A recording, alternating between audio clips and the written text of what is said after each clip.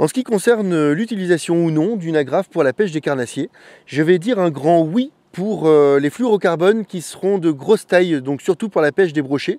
Pourquoi? Parce que le nœud est compliqué à faire quand c'est des gros fluorocarbones, c'est un nœud qu'on serre fort, il fait assez mal. À l'inverse, une agrafe va pas brider la nage du leurre, va me permettre de le changer régulièrement sans être trop ennuyé avec ça. Moi je conseille leurre souple, pas d'agrafe. Par contre, leurre dur, agrafe. Par contre, ce sera un grand non pour ce qui est des fluorocarbones plus fins, puisque j'ai un nœud qui fonctionne très bien, qui ne bride pas la nage des leurres. C'est une pêche peut-être plus visuelle parfois sur certains poissons comme le sandre, qui va être plutôt tatillon, et l'agrafe peut me déranger. Pour moi, c'est 100% agrafe.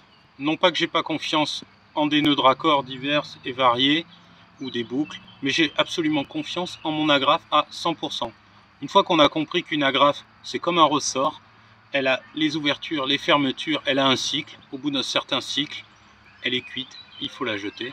Donc je coupe mon agrafe, je la change, je la mets à la poubelle. Ça me donne l'occasion aussi de vérifier mon bas de ligne qui souvent est amoché, de le raccourcir, de le refaire ou de le rallonger.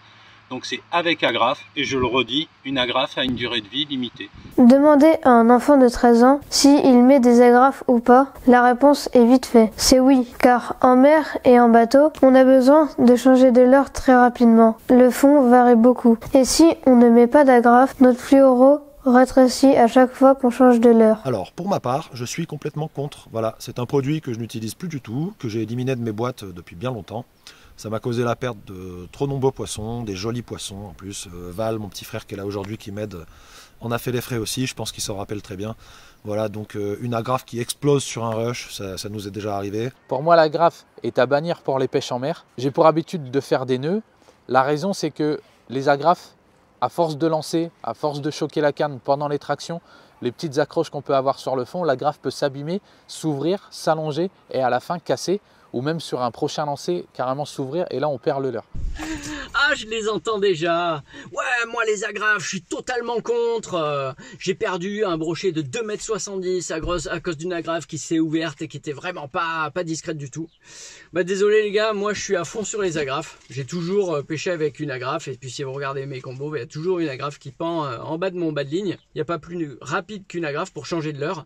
Et c'est vrai que moi j'aime bien, c'est vrai, j'avoue. En début de session, que ce soit sur un spot que je connais, que ce soit sur de la prospection, j'ai besoin de faire tourner du leurre. Déjà, il faut savoir qu'une agrafe qui s'ouvre sur un poisson, c'est souvent un gros poisson qui est venu attaquer votre leurre et qui a positionné les mâchoires sur l'agrafe, donc ça ouvre l'agrafe, et avec la tension du combat, vous retrouvez votre agrafe en I et vous perdez votre leurre et le gros poisson.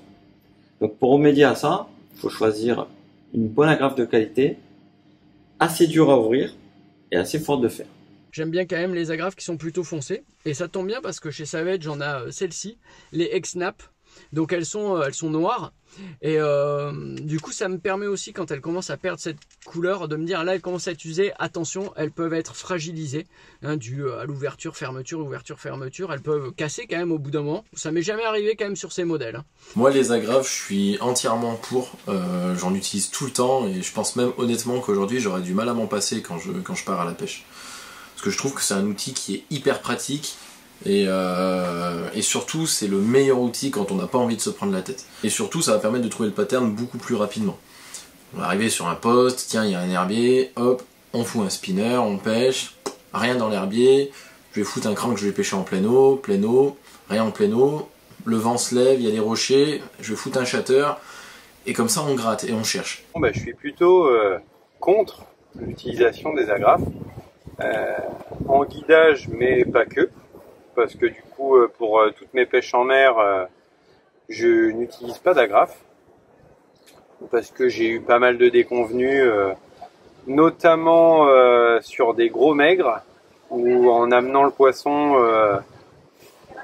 à l'épuisette, on se retrouvait avec une agrafe complètement ouverte et on se disait, Lyon, j'ai eu vachement de chance aujourd'hui. La question est intéressante, mais le débat est aussi souvent remarquablement vain, puisque les gens ne suivent pas toujours les conseils, et en fait, tant qu'on n'a pas eu de problème avec une agrafe, ce qui peut prendre un certain temps, on croit pas qu'on peut en avoir, ça n'arrive toujours qu'aux autres ou aux agrafes des autres.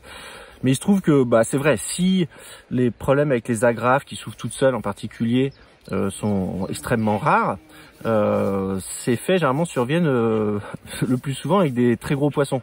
Moi en gros j'utilise les agrafes dans deux situations.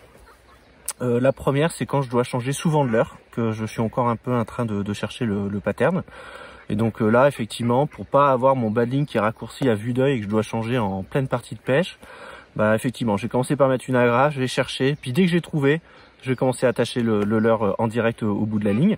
Et puis enfin, la deuxième situation, c'est tout simplement quand je sais qu'il n'y a pas vraiment d'enjeu, que les poissons sont pas énormes là où je pêche, et que donc je risque pas de perdre le poisson de ma vie, tout simplement. Aujourd'hui, j'arrive à un âge où la famille et le travail m'empêchent de pêcher autant que je voudrais, alors que c'est en dépit du fait que c'est une partie de mon job. Donc quand je pêche, comme je sais que j'ai encore moins de chances qu'avant d'attraper un gros poisson, j'aimerais ne pas le rater, quoi. Voilà, donc agrafe contre.